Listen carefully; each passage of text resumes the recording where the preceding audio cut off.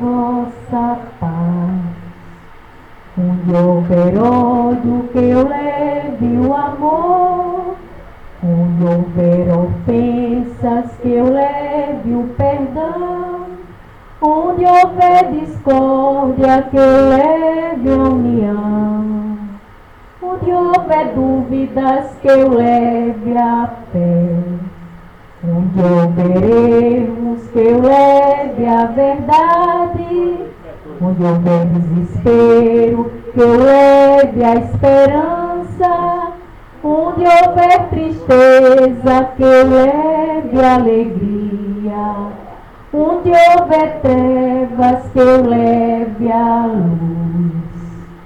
Ó Mestre, fazeis que eu procure mais consolar que ser consolado, compreender que ser compreendido, amar que ser amado, pois é dando que se recebe, é perdoando que se é perdoado, e é morrendo que se vive para a vida eterna.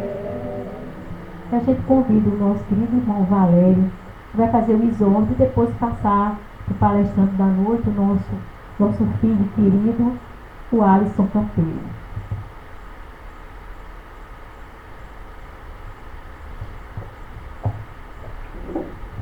Boa noite a todos. Tudo bem?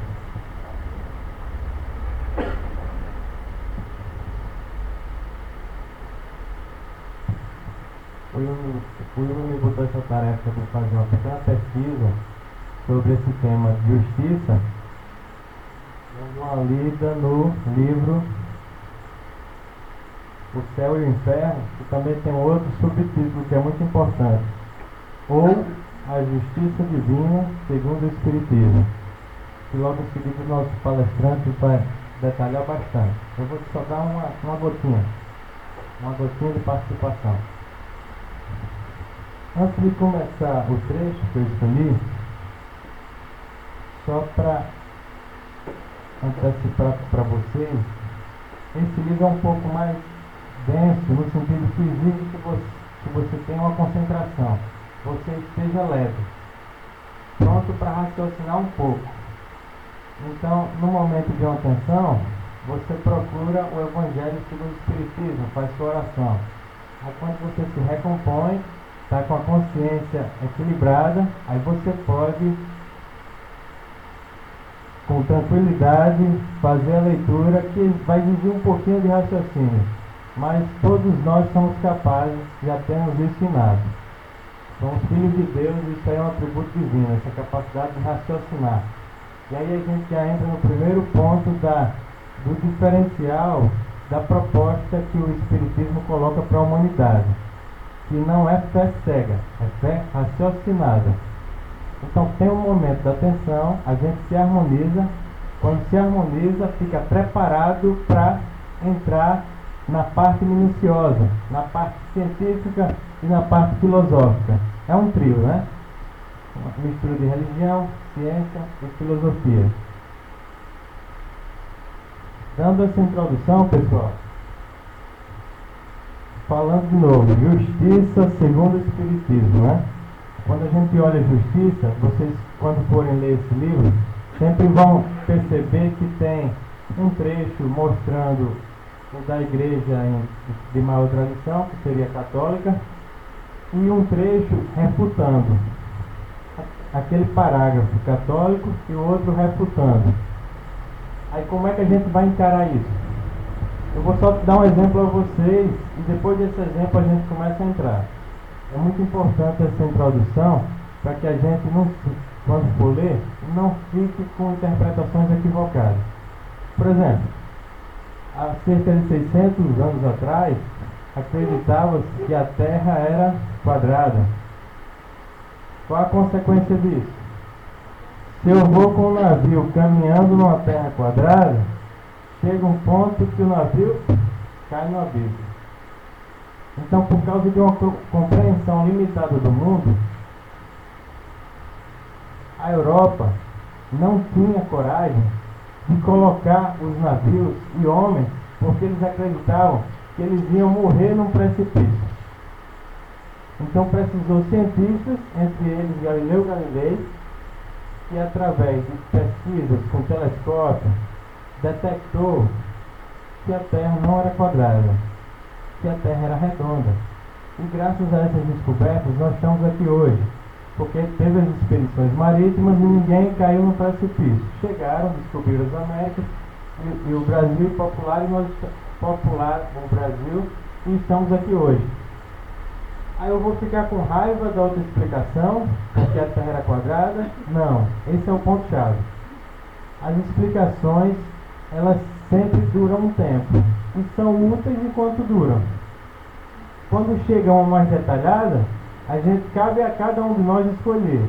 Fico com a mais simplista, mas foi útil naquele tempo, ou fico com a mais detalhada. Mas não entra uma questão de vou ficar com raiva porque a Terra é quadrada. Não, é só uma questão de escolha. E com tranquilidade a gente vai perceber que a mais detalhada resolve problemas mais detalhados. Foi por causa da visão mais detalhada que estamos aqui hoje. Então é só para essa introdução, para que a gente não crie, porque tem uma palavra refutando a outra, não significa que o Espiritismo está contra o catolicismo em hipótese nenhuma. Só significa que o texto agora precisa ser repensado, ressignificado e olhado de uma forma mais detalhada, de uma forma com uma metodologia científica, vamos dizer assim. Então, dando essa introdução, eu escolhi o capítulo específico que fala dos anjos. Aí eu vou ler um parágrafo como é o anjo para a igreja, né? Cremos firmemente, diz um concílio geral e ecumênico, que não há senão um verdadeiro Deus, eterno e infinito, no qual, no princípio dos tempos, criou do nada todo o conjunto, uma e outra criatura, a espiritual e a corporal, a angélica e a mundana, e em seguida formou como intermediária entre as duas a natureza humana composta de corpo e espírito. Todo o parágrafo que a gente lê aqui, logo em seguida a gente já faz a pergunta. Esse é o exercício para que esse livro seja bem assimilado. Na capa já dá a dica.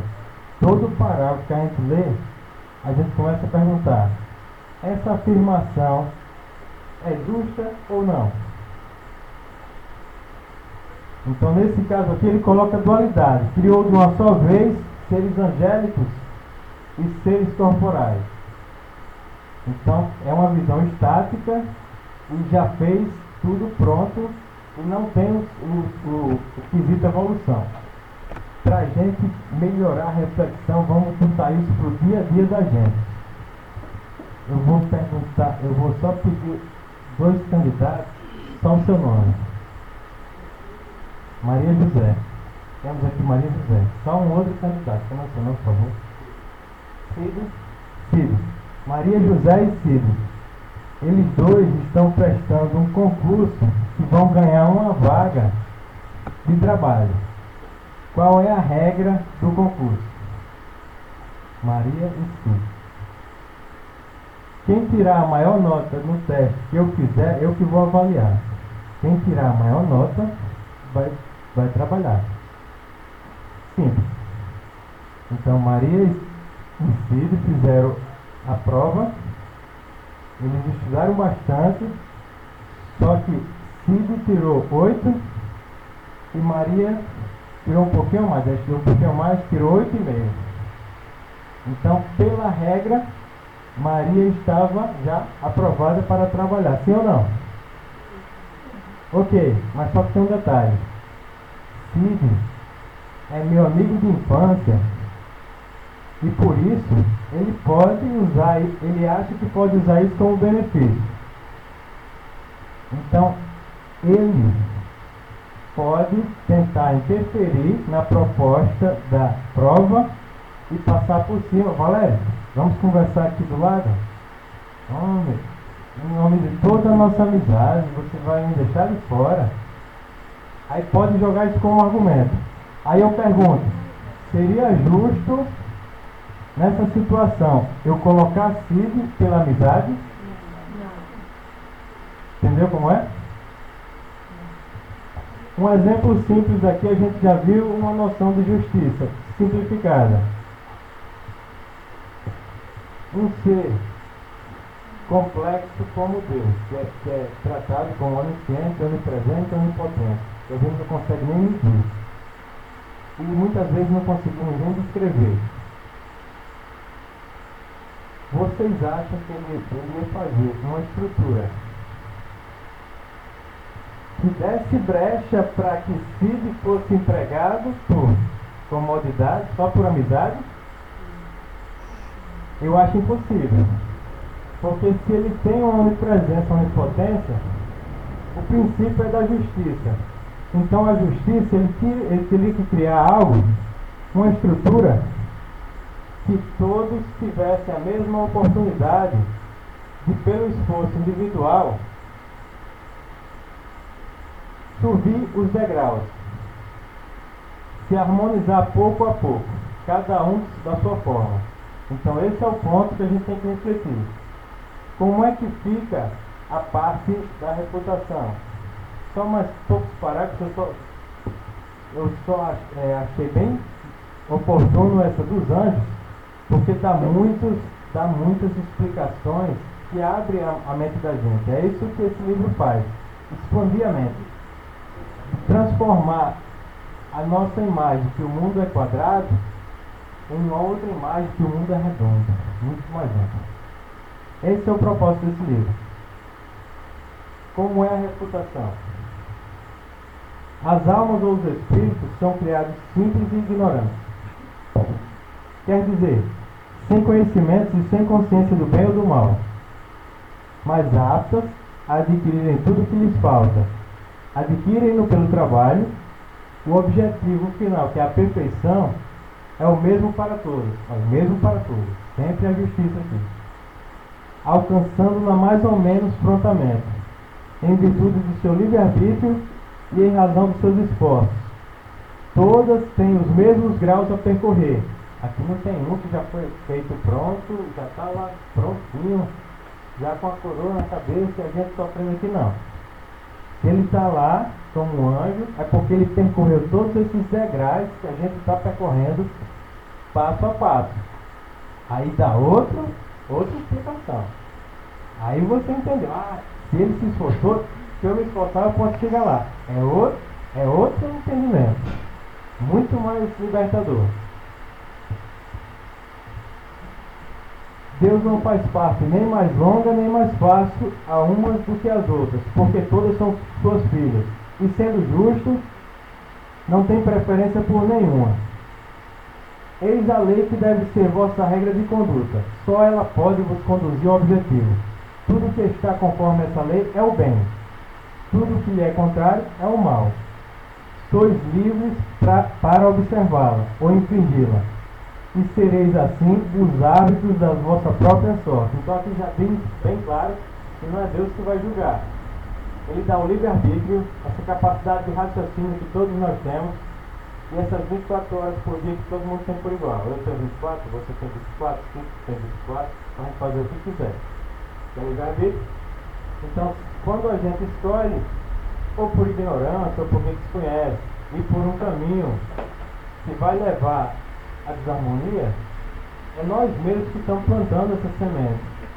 Não tem como plantar batata e nascer milho. Se você quer que nasça milho, você tem que plantar milho. Então, se você quer que sua vida fique harmonizada, você tem que, nas suas ações, no seu dia a dia, você se harmonizar. E um dos caminhos é o que o Espírita propõe. Esse trio, fé, raciocinada, que tem a filosofia, a discussão sobre a justiça e a explicação mais detalhada, que é a ciência. Deus, pois, não criou o mal. Todas as suas leis são para o bem. É o próprio homem quem cria o mal, infringindo as leis de Deus. se as observasse escrupulosamente, jamais sairia do bom caminho. Então aqui ele confirma. Só mais esse último parágrafo para fechar, porque a explicação era do anjo, que era um anjo já pronto, e aqui não, é uma evolução, que todos nós aqui somos candidatos a anjos, mas cada qual no seu tempo. Isso aí pode durar centenas e centenas de anos. Mas nas primeiras fases da sua existência, igual a criança, falta experiência à alma. Por isso ela é falível. Deus não lhe dá experiência, mas lhe dá os meios para adquiri-la. Cada falsidade no caminho do mal é para ela um atraso. Sofre as suas consequências e aprende as suas custas, o que deve evitar.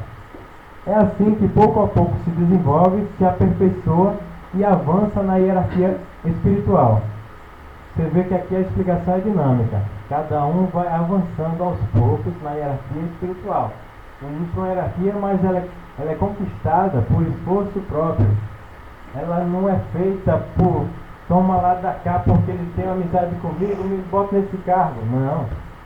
Cada um vai tendo seu esforço próprio e vai conquistando aos poucos esse grau, esse nível hierárquico de maior harmonia. Os anjos são, pois, as almas dos homens que chegaram ao grau de perfeição que a criatura comporta, gozando da plenitude da felicidade prometida. Antes de atingir esse grau supremo, gozam de uma felicidade relativa ao seu adiantamento. Mas essa felicidade não é a ociosidade, é a das funções que apraz a Deus confiar-lhes e que lhes são felizes em desempenhá-las, porque essas ocupações são meio de progredir. Pessoal, então, o tema foi o anjo, tem a refutação, não é desfazendo da outra, é só uma visão mais detalhada. Então, cabe a cada um de nós percorrer esse livro quando estiver mais harmonizado, porque cada explicação mais detalhada, a gente vê que ele está pisando em ovos. A gente fica agora dono do nosso próprio destino, senhores do nosso próprio destino. Basta só, através do conhecimento, você já sabe que se você fizer tal coisa, você vai se desarmonizar. Se você fizer aquele outro conjunto de coisas, vocês vão aos poucos se harmonizando. Então, essa é a palavra que eu tinha para dizer para vocês e obrigado pela atenção.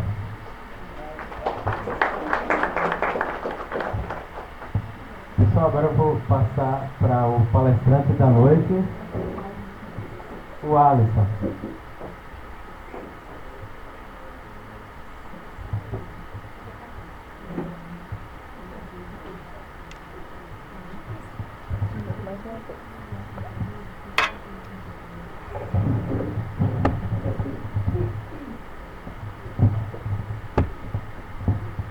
Caros amigos, irmãos do grupo de oração Irmão Melim, boa noite a todos vocês, encarnados e desencarnados presentes.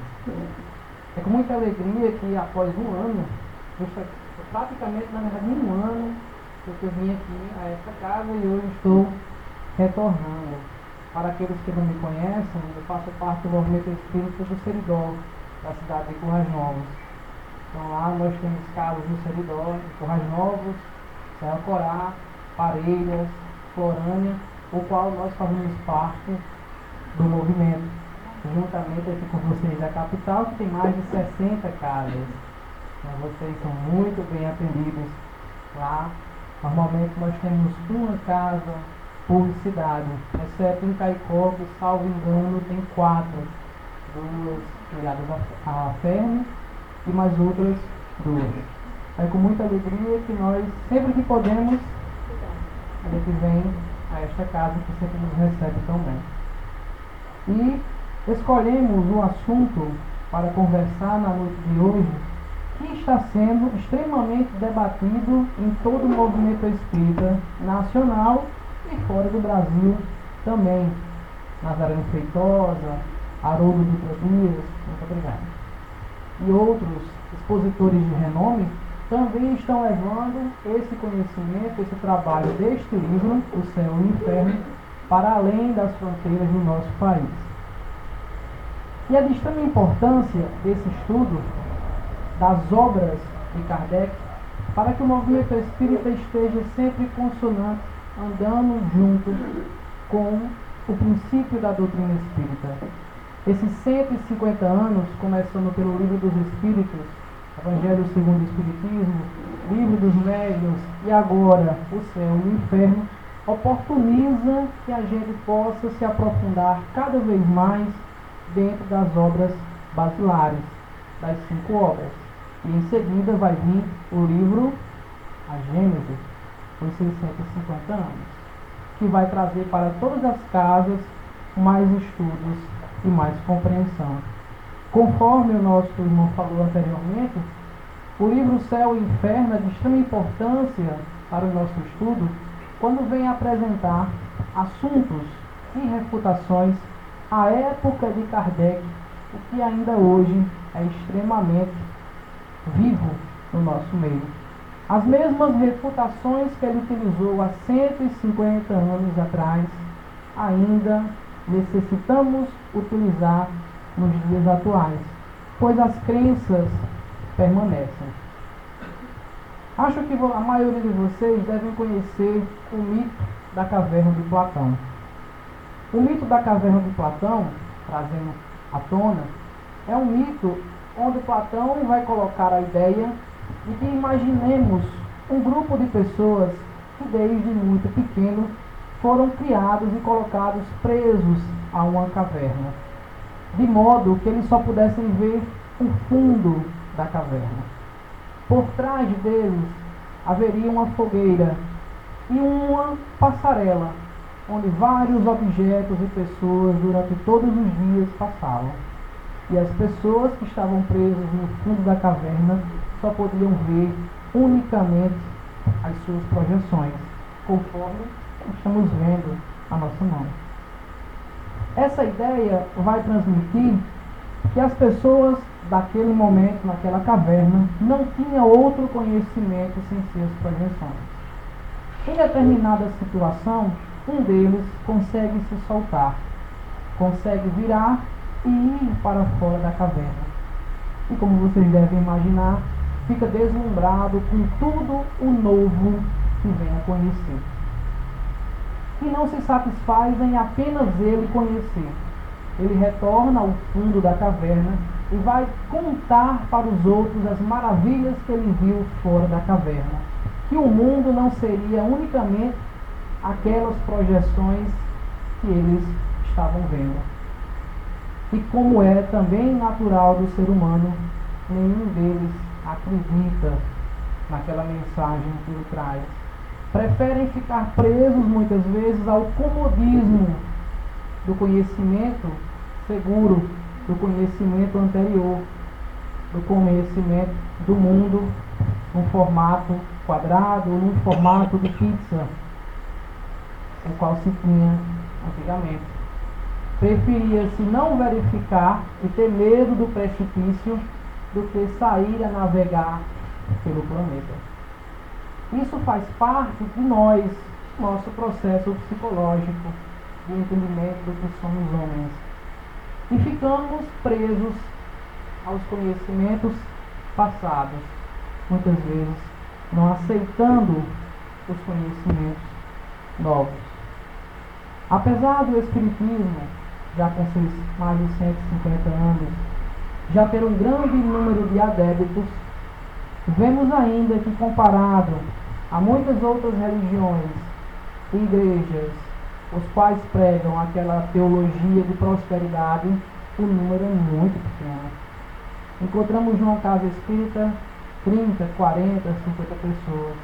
No servidor, as casas espíritas, exceto os polos, Currais Novos, Caicó e hoje Parelhas, que tem um trabalho muito forte, as casas espíritas também têm 15, 20 pessoas. Com toda essa ideia libertadora e consoladora que o Espiritismo traz. Essa analogia do mito da caverna é para que a gente possa compreender que muitas vezes nós ficamos presos ao conhecimento que a gente já traz dessa atual encarnação, do conhecimento passado pelos nossos pais, como também do que Divaldo e outros expositores Joana de Anjos também chama de atavismos, que são os conhecimentos que são intrínsecos ao nosso espírito, que permanecemos com ele nas diversas encarnações. Para muitos de nós, se não todos que encontram-se aqui presentes, possivelmente é a nossa primeira encarnação que temos conhecimento da realidade espiritual. Enquanto já tivemos dezenas de encarnações com os conhecimentos da época das religiões dominantes. E isso fica muito preso ao nosso espírito. Conhecimentos esse que na obra O Céu e o Inferno, Kardec vai trazer as refutações, ou seja, comprovar que aquilo que se era pregado era infundado ou não real, para que a gente possa compreender e muitas vezes sair dos dogmas por qual permanecemos durante tantos séculos. E ainda hoje, 150 anos depois, trazemos para dentro do movimento espírita. O movimento de unificação espírita é justamente de trazer uma unicidade dos conhecimentos trazidos por Kardec. Pois nas décadas passadas, e ainda hoje, era muito comum as pessoas inserirem, misturarem, já que nós brasileiros somos famosos pelo sincretismo religioso, pela mistura religiosa, introduzirmos também dentro do movimento espírita. E casas espíritas nas décadas passadas estavam a trazer situações, e ainda hoje fazem, católicas, protestantes, do povo hindu, budistas, para dentro da casa espírita. Não estamos aqui recriminando a casa que faz, pois compreendemos que o ambiente ele é formado pela comunidade que frequenta, também pelo ambiente psíquico da comunidade que frequenta no plano espiritual. Mas a unificação apresenta as obras basilares e apresenta no Céu e Inferno as refutações para que nós não coloquemos dentro do Espiritismo conceitos católicos ou protestantes que o próprio Kardec e os Espíritos mostram que não tem mais fundamento para o conhecimento que nós, hoje, a humanidade consegue ter. O livro O Céu e o Inferno, nesse nosso estudo, ele vai se dividir na primeira parte e segunda parte. Hoje, trabalharemos exclusivamente a primeira parte. No mês que vem, que já ficou agendado com Ilma, trabalharemos a segunda parte.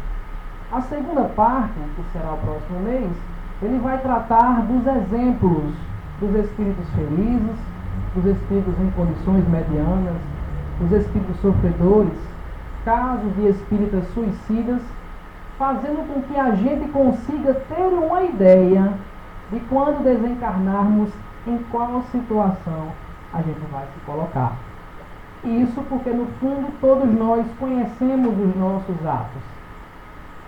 E sabemos, pela doutrina espírita, que nos faz necessário buscarmos o nosso melhoramento, a nossa evolução. Então, esses exemplos vai apresentar causas onde os espíritos acabaram se situando nessas diversas posições. E esse estudo a gente vai realizar no mês que vem. Hoje trabalharemos os 11 capítulos de forma rápida e sucinta da primeira parte. No capítulo 1 e 2, Kardec vai apresentar, no capítulo 1, por vir e o nada, e no 2, o temor da morte.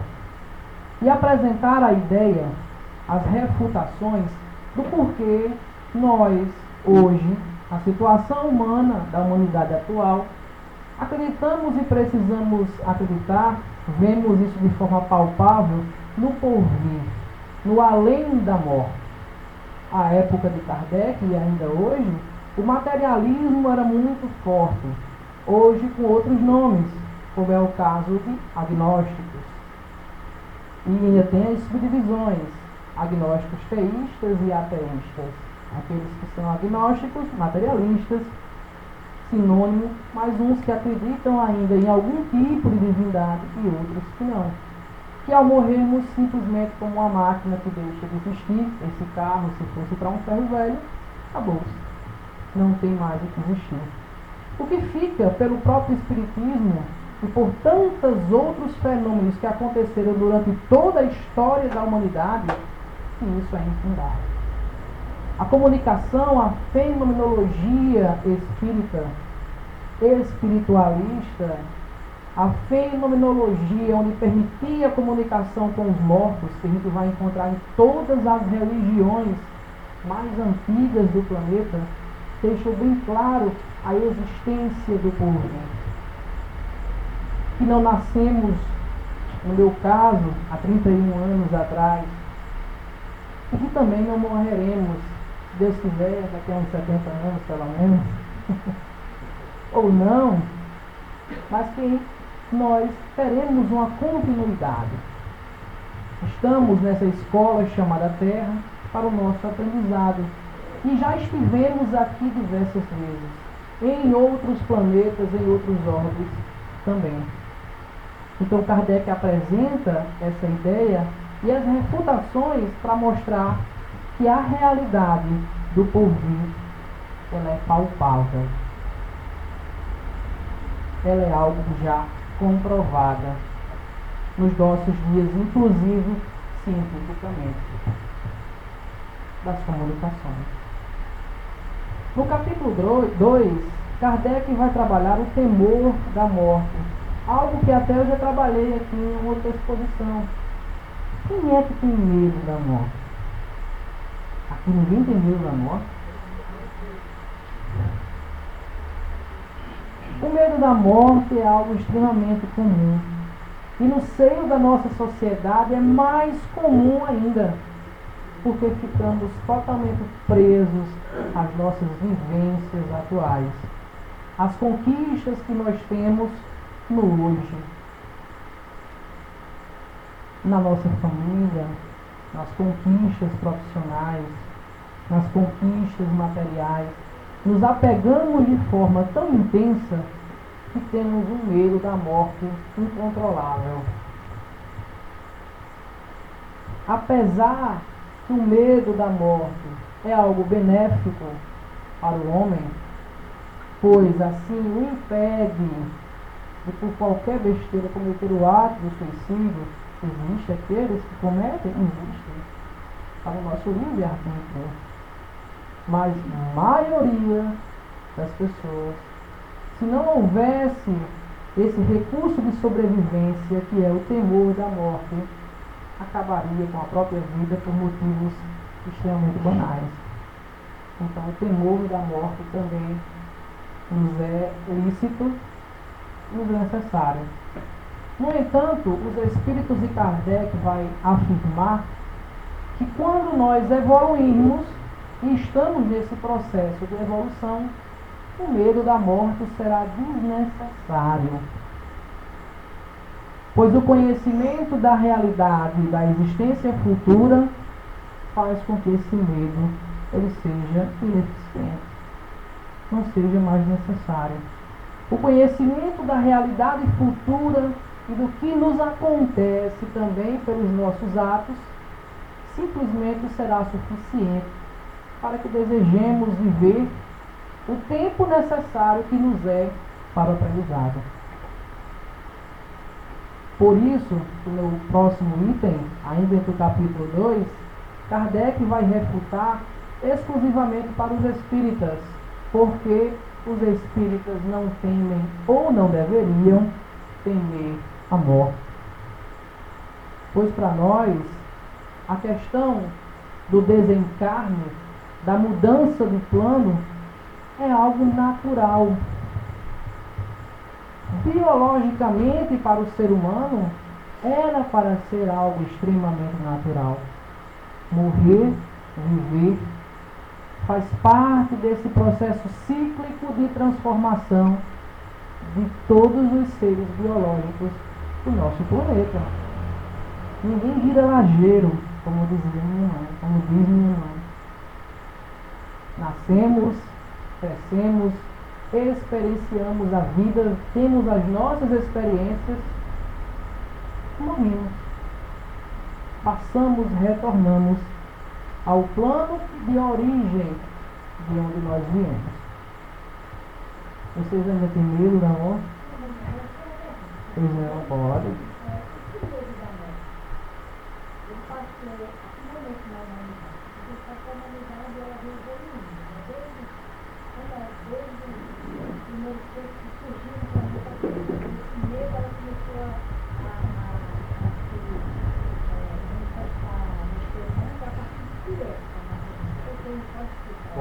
Posso sim.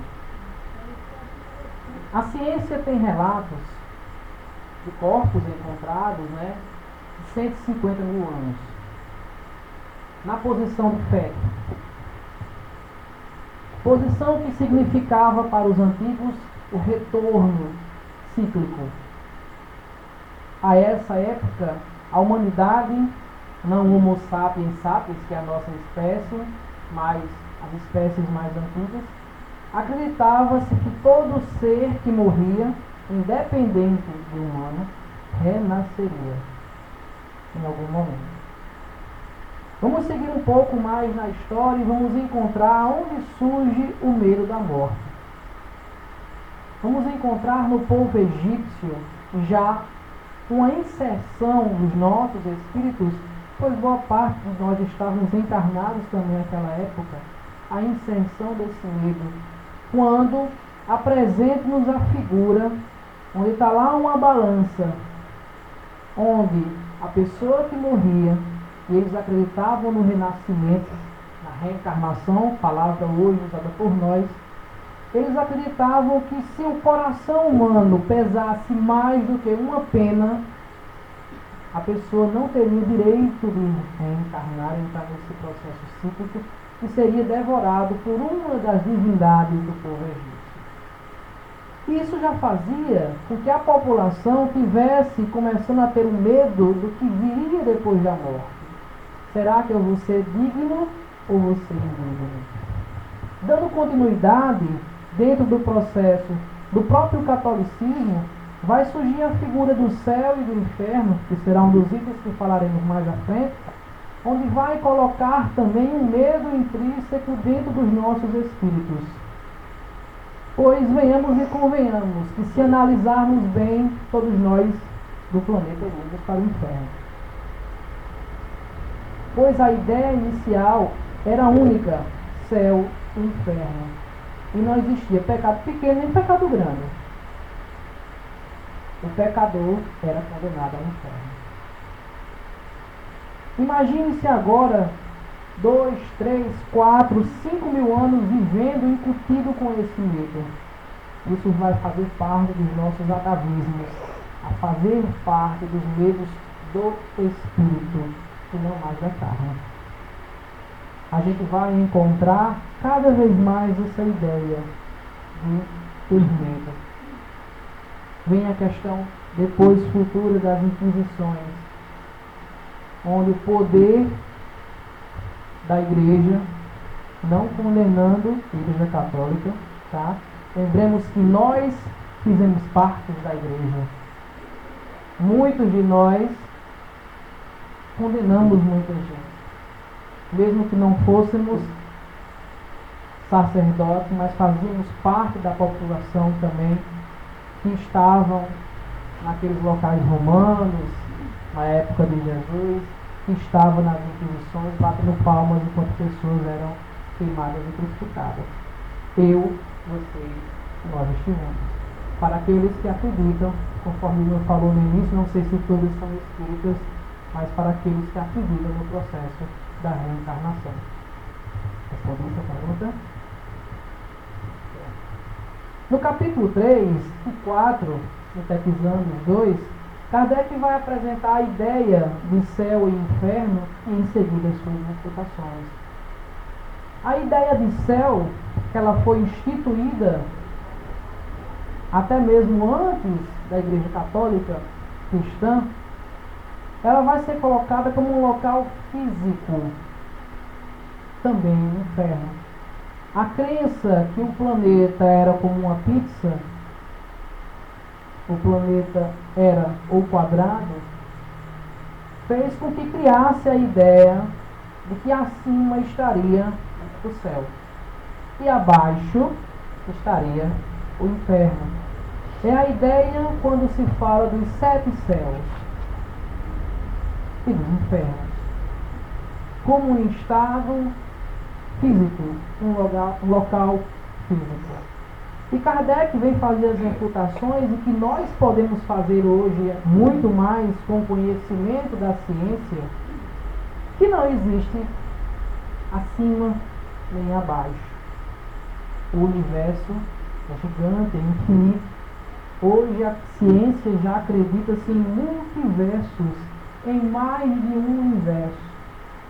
E o nosso universo é gigantesco, não tendo mais a ideia que se tinha anteriormente de céu e inferno. Céu com uma posição onde teria um trono. Veja como é uma coisa muito humana. Costuma-se dizer que Deus criou o homem à sua imagem e semelhança. Mas se formos analisar racionalmente, nós criamos Deus à nossa imagem e à nossa semelhança. A ideia de entronizar, colocar um trono para a divindade, surge quando o poder humano maior na época era o rei. Se a divindade, se um Deus teria que ser superior ao soberano humano, o rei, então eles também estariam num trono. A ideia de punição, quando se havia alguma coisa que desagradasse o rei, a punição normalmente era a morte. E muitas vezes nem a morte, pois à época se preferia prender as pessoas durante anos a fio em tortura do que a própria morte. Então a ideia do inferno vai surgir, e também se ofendêssemos a esse soberano, a divindade, a Deus, a pena também seria infinita, eterna. O que não condiz com a realidade da divindade e com os princípios que nascem na filosofia do que seria Deus. As suas características de soberanamente justo e bom e misericordioso. Filosoficamente, vai se definir que para existir um ser num grau supremo de divindade, ele teria que ter o grau infinito. Então, se ele é infinitamente bom, ele não pode ter a mínima parcela de algo que seja ruim. Senão, poderia existir um outro ser que o superasse naquele quesito. Isso é um princípio filosófico colocado dentro das religiões. Então a ideia de que Deus é infinitamente bom torna-se incompatível a ideia do inferno. E Kardec vem apresentar a ideia de céu e de inferno como sendo estados psíquicos, estados mentais. Quantos de nós, como encarnados, não vivemos verdadeiros infernos? E vivemos também momentos de céu, mostrando assim que o céu e o inferno não são espaços físicos, localizados acima ou abaixo, mas são estados de consciência. Como se encontra a consciência de cada um de vocês? Vocês se encontram no céu ou no inferno? Lembrando que o estado de consciência vai depender de cada um. Um dos espíritas que eu gosto muito de citar é Jerônimo Mendonça, o gigante deitado, que passou mais de 40 anos, praticamente, mais de 30 anos, porque desencarnou em 50, deitado em cima de uma cama ortopédica sem mexer uma parte do corpo, com um saco de 30 quilos no peito para conseguir respirar, tomando medicamentos fortíssimos contra dor, e fundou diversas casas espíritas, fundou lares para crianças, andou por praticamente o país inteiro dentro de uma Kombi, fazendo palestras espíritas e mostrando o céu que ele vivia, apesar de estar no céu. E nós não passamos por isso, e muitas vezes ficamos presos ao nosso inferno. O estado de consciência é a forma de ver a vida, é a forma de ver as experiências que nos batem à porta, sejam elas boas ou ruins ao nosso olhar, mas que são experiências que fazem com que o espírito imortal cresça. Depende de como você olha para a experiência que chega à sua porta, para você viver no céu ou no inferno. É uma prisão mental. Exato. Nazareno Feitosa, um grande expositor espírita, ele faz uma brincadeira nas suas exposições, dizendo que se desencarnar e ao acordar seu estado físico, seu estado mental for umbralino e ele estiver numa comunidade umbralina, ele vai colocar uma placa: trabalhador, já que eu estou aqui, você usa. É a questão de você estar sempre no céu. Já que eu estou aqui, eu vou ser aqui. Já que eu estou preso numa prisão, mesmo física, eu posso ser aqui.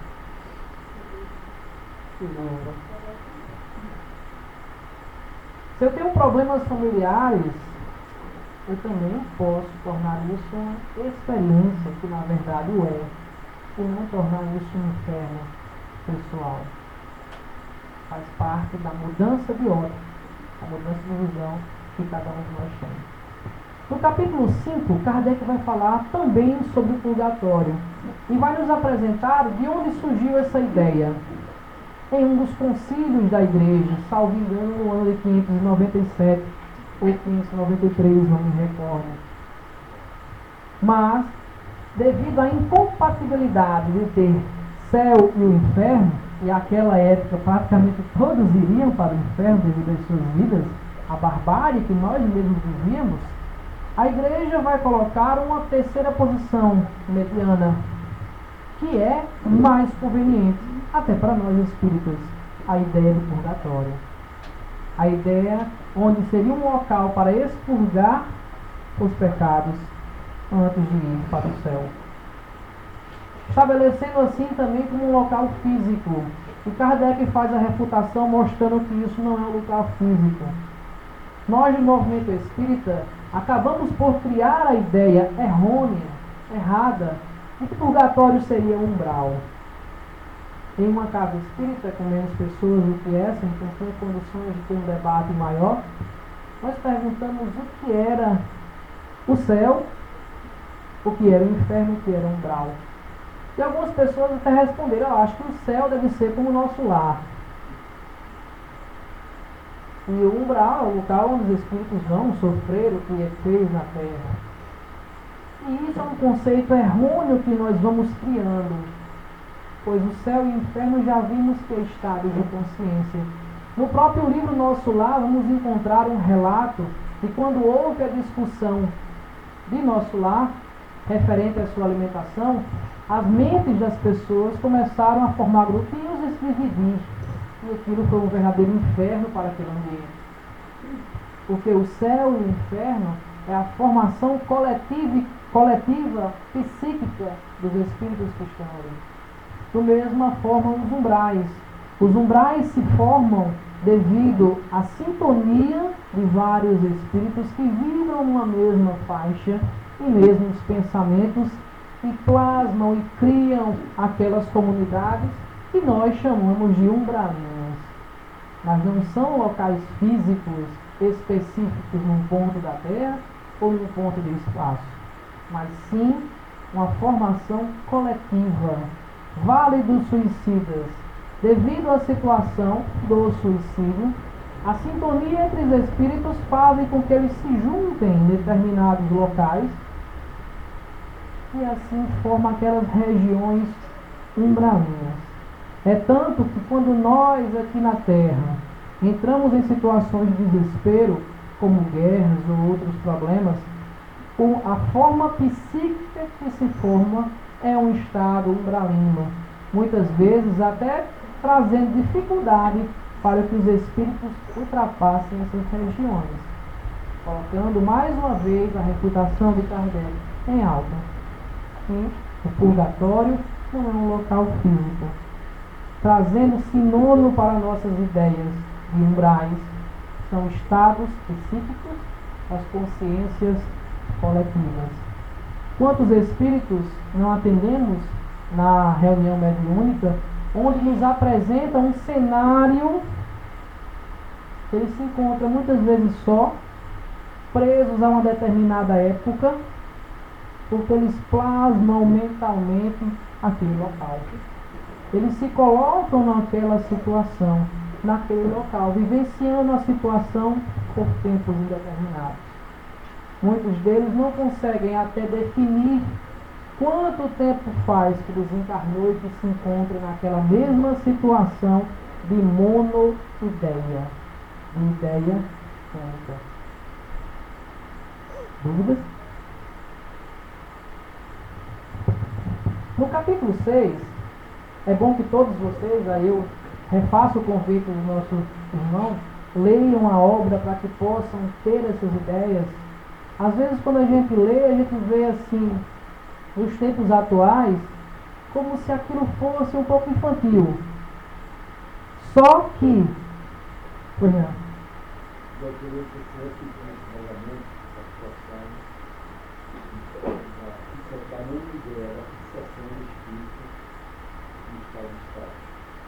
Certo. Muitos espíritos, encarnados e desencarnados, fixam-se nas monoideias, naquela ideia única, trazendo para o nosso campo primeiro de encarnados. Quantas vezes não cometemos um mal sem precisar executar com a mão?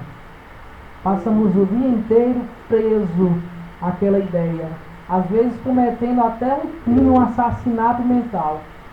Se eu tivesse a oportunidade de fazer isso, e faz um verdadeiro vídeo na mente do que teve feito. Ou se vier a acontecer novamente, o que eu farei. Essas são as monoideias. Ideias essas que o espírito muitas vezes fica durante séculos vivenciando as mesmas experiências. Dentro da literatura espírita ainda vamos encontrar espíritos que ficaram tão presos àquela ideia fixa, vingativa, de situações que vivenciaram ou não, que se transformam em espíritos ovoides. E aí isso aí é um pouco mais profundo. Mas eles ficam tão presos à sua ideia que eles perdem a forma física do nosso perispírito. E isso é a monoideia. E é um risco para quando nós desencarnamos, porque ela pode surgir nas mais diversas situações. E às vezes nem imaginamos, como por exemplo, uma mãe que desencarna e que fica num estado obsessivo pelos filhos. O que será dos meus filhos? Eu tenho que acompanhá-los, eu tenho que ajudá-los. Como é que eles vão viver sem mim? O meu esposo? A vida continua. E o espírito fica preso a essa monoideia, tornando-se até um obsessor. O obsessor não é aquele apenas que está num estado vingativo, mas é a ideia de obsessão. É a ideia de parar a vivência espiritual e ficar preso em determinado momento, a uma determinada ideia. Não sei se responder. Uma ideia dessa é obsessão.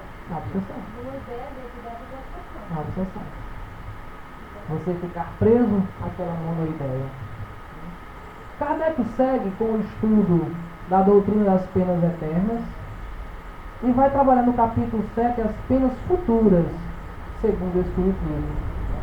Ele vai apresentar de onde surgiu a origem da ideia das penas eternas e as suas refutações, a impossibilidade material dessas penas.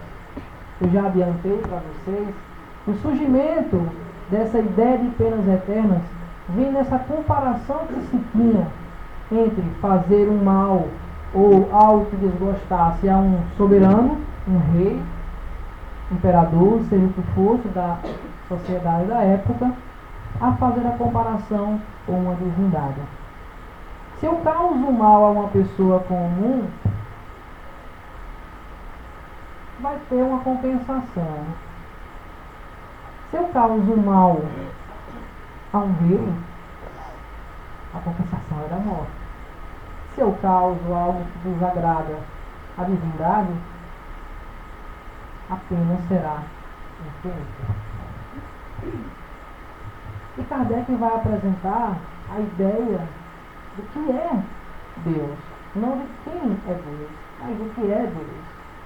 Isso já é bem batido dentro do movimento espírita. A primeira pergunta do livro dos Espíritos: que é Deus? E suas características. E vai mostrar como é infundada a ideia de termos uma divindade, onde o próprio Jesus já nos mostrou como figura de um Pai que tem penas eternas para situações transitórias, seja ela qual for, seja a maior barbaridade que um ser humano possa cometer contra outro. Mesmo assim, o Pai tem misericórdia infinita. As penas eternas não é compatível com um Deus, com uma divindade que tem essas características. Eu fico triste e acho que muitos que estudam o cristianismo, não o espiritismo, mas a doutrina cristã, quando a gente observa a ideia que se é pregada nas redes sociais de que bandido bom é bandido morto. Pode ser que tenha algum de vocês que concordem, que eu respeito. Mas nós não sabemos quem fomos nas existências anteriores. Nós não sabemos o tamanho das barbaridades que nós cometemos. E que tivemos a oportunidade e certamente um Espírito bondoso que nos ajudou a nos levantar e hoje estarmos aqui onde estamos. A justiça humana, ela deve ser feita. Mas nós não devemos tratar os nossos irmãos com falta de compreensão. Pergunta de prova: como entendia Jesus o sentido da palavra caridade?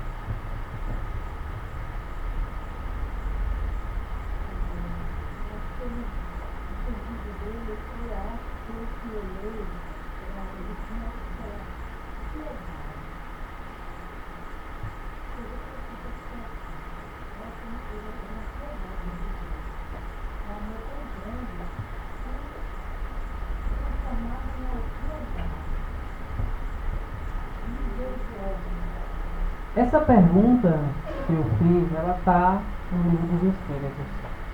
Kardec fez essa pergunta, exatamente essa pergunta aos Espíritos.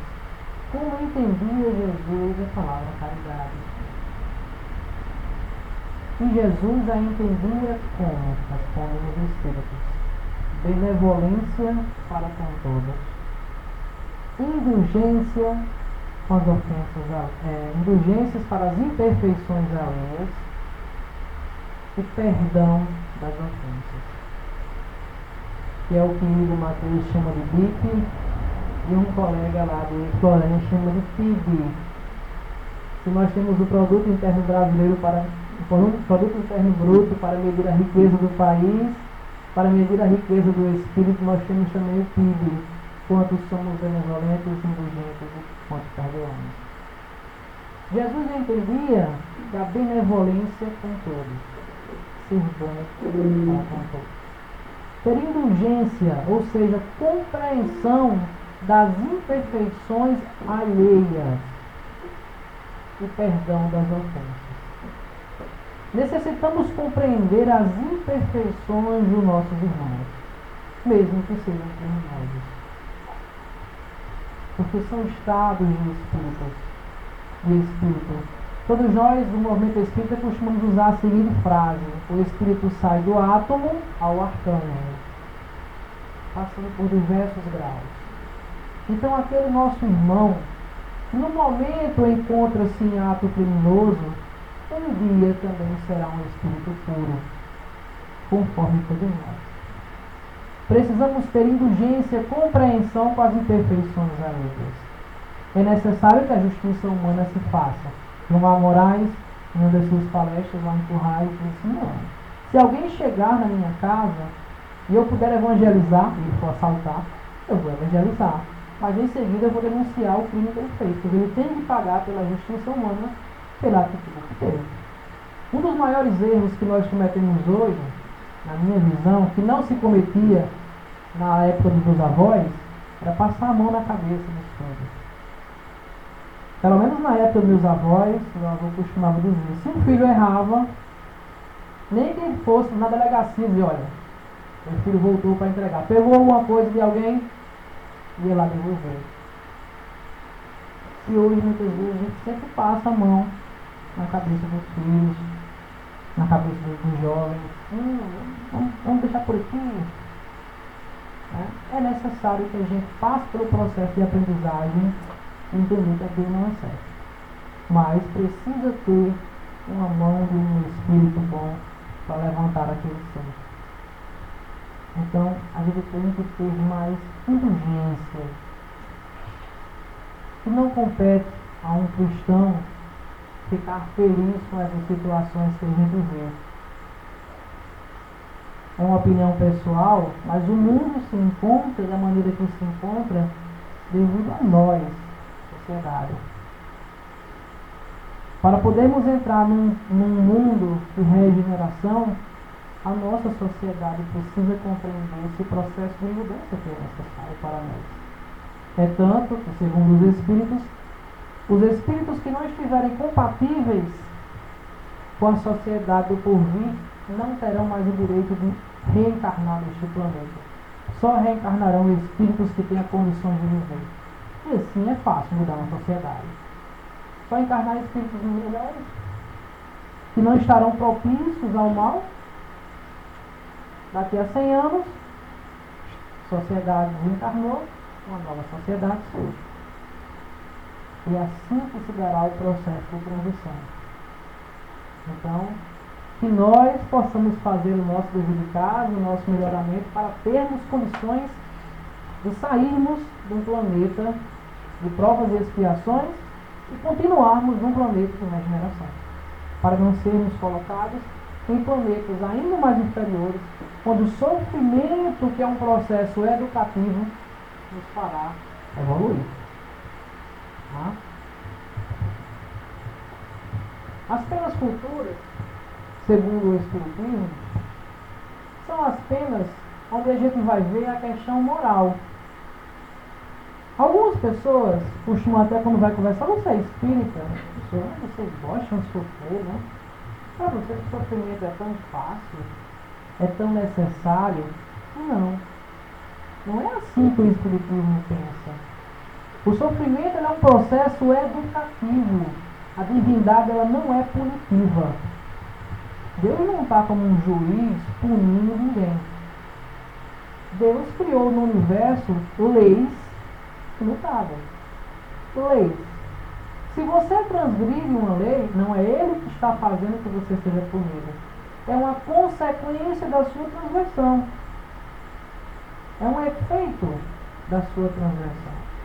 Se eu cometo o ato do suicídio, como André Luiz, um ato de suicídio indireto, e ele passou 8 anos preso mentalmente nas regiões umbralinas, até que ele tivesse condições de reconhecer a divindade, pedir perdão no sentido de não pedir perdão à divindade, mas a ele mesmo, de compreender o seu erro, e querer fazer uma prece à divindade e erguer-se, passou 8 anos. Poderia ter sido uma semana se ele tivesse chegado nesse estado. Mas precisou de 8 anos para que ele conseguisse sair daquela crisálida que ele estava preso e querer libertar-se. ao seu processo mental. Não, ele não entendia. Ele tinha tido uma vida completamente mundana, mas que para ele era natural. Que normalmente uma sociedade, principalmente masculina, é natural. E principalmente naquela época, início do século passado, 1920, era normal e natural que ele tivesse totalmente uma vida mundana e não achasse aquilo natural. Então ele não consegue ter aquela consciência. Ele passa 8 anos para poder fazer uma prece e clamar a Deus que tirasse ele daquele local. Porque nem Deus acreditava. Poderia ter sido uma semana. Poderia ter sido 30 anos. Tem espíritos que passam 200, 500 anos. Vai depender de cada um. Então essas penas futuras, segundo o Espiritismo, elas são questões morais. Nossas. Ah, mas eu só aprendo pelo sofrimento? Não. Você aprende pelo estudo. Você aprende pela mudança de hábito. Muitos é que necessitam, tão duros que são, do sofrimento para poder mudar. Tem um episódio, um relato espírita, onde um homem, um doutrinador de uma casa espírita, ele perde um dedo no trabalho. Um dedo menino. E ele entra num processo depressivo. Porque ficou sem o dedo, mas não é Lula, viu? É porque ficou sem o dedo. E o mentor da casa vem e pergunta a ele: por que você está nesse processo depressivo tão intenso? Perdi um dedo.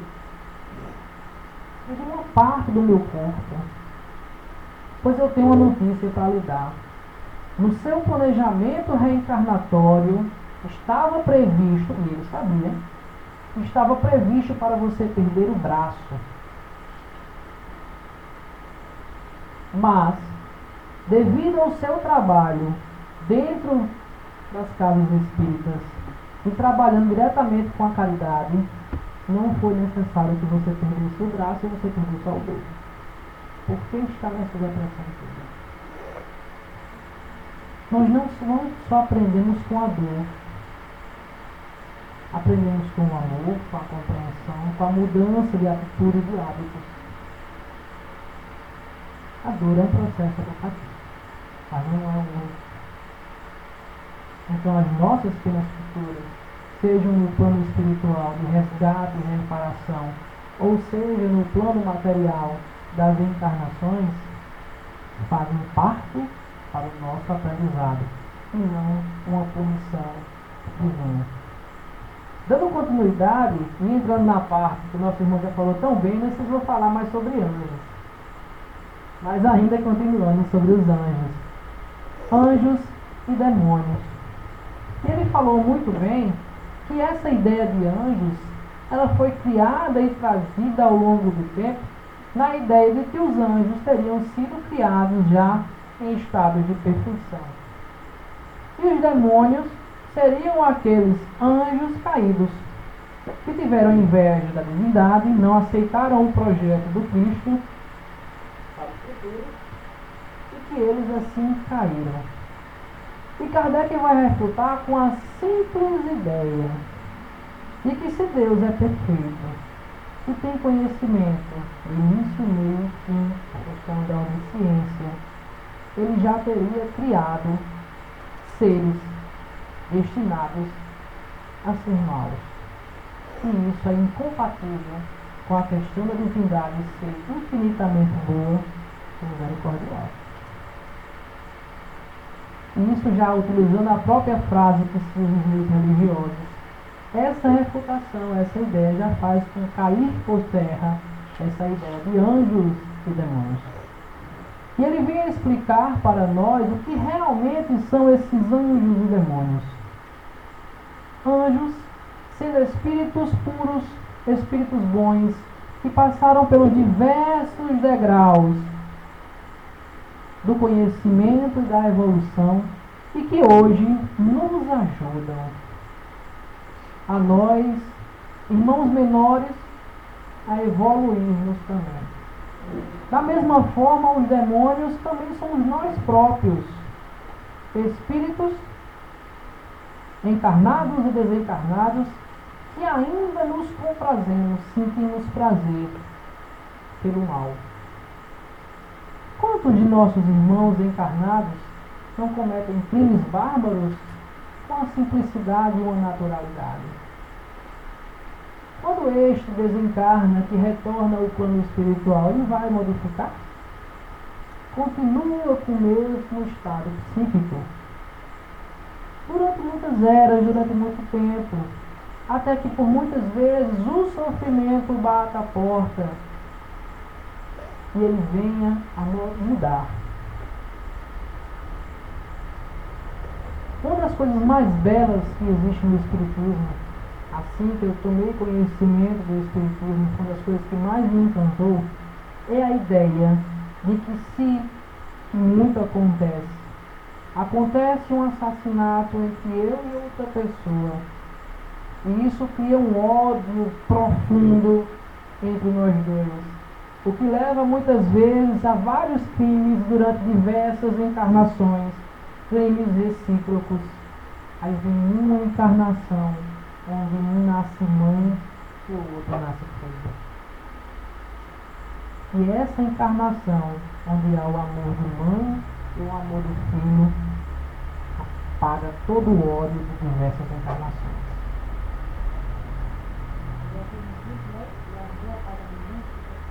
Apaga milhões de pecados, apaga milhões de erros. E o que antes era uma ligação de ódio, torna-se uma ligação de amor durante as diversas existências futuras. Isso é extremamente belo. É uma das coisas que, quando eu entrei a conhecer na doutrina espírita, aí está a justiça divina. Eu não conseguia entender, quando eu era mais jovem, eu tive conhecimento com livros espíritas aos 9 anos, mas eu não conseguia entender como meu pai me perdoava das besteiras que eu fazia e Deus não podia perdoar. Era ameaçado de ir para o inferno, eu estudei em colégio de freira. Não tinha esse medo. Olha, Deus está vendo que está fazendo errado. Então, essa ideia de justiça divina é extremamente bela. É extremamente consoladora. Por fim, já chegando ao final da nossa exposição, o capítulo 10 e o capítulo 11 vai trabalhar sobre a intervenção dos demônios nas modernas manifestações e da proibição de evocar os mortos. Os demônios, ou os espíritos ainda inferiorizados, ou seja, ainda em estados infantis, onde escolheram o ódio, a vingança, o sentir prazer no mal, eles se manifestam e envolvem em torno de nós a todo momento. Basta com que nós baixemos o nosso estado vibratório. Estado vibratório, entenda-se por estado psíquico. Na hora que eu entro num momento de cólera e de raiva, eu baixo meu padrão vibratório. Nesse mesmo momento, espíritos que estão sintonizados naquela mesma situação de ter raiva, de ter ódios negativos, se ligam a nós pelos nossos plugs mentais, conforme essa palavra usa Anete Guimarães, plugs mentais. E a gente às vezes não consegue se libertar. Anete Guimarães ela fala uma coisa muito interessante. Você tem 20 anos de espiritismo e tem um jovem em casa com 14 anos passando por uma fase extremamente difícil, que é a fase da adolescência. Aí você está na rua e, por você não observar os princípios espíritas, você entra num estado de cólera porque outra pessoa lhe fechou e começa a discussão. Naquele momento, um espírito que estava acompanhando aquele outro indivíduo se pluga você para aumentar ainda mais a discussão. E ali você já criou um plug mental. Aí você retorna para casa extremamente com raiva. Chega em casa, Você é espírita, dia de evangelho no lar, você se reharmoniza e faz o evangelho. Você se acalma. Você fecha o seu clube mental. Acabou a ligação com o espírito.